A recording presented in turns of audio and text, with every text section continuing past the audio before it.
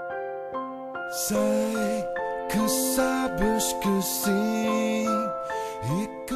Mas não tens escolha. É que eu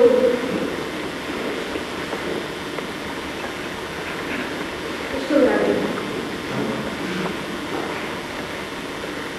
O que é que tu disseste? Sim, o Diogo contou-me tudo o que se passou.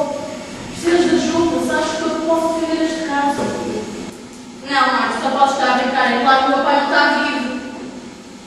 Como tu acabaste de dizer, eu vou todos os anos visitá-lo, se é possível.